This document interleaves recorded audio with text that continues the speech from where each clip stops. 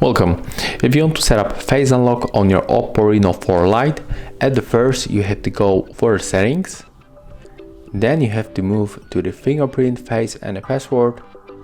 Click right here on the add face. Input your currently logged method.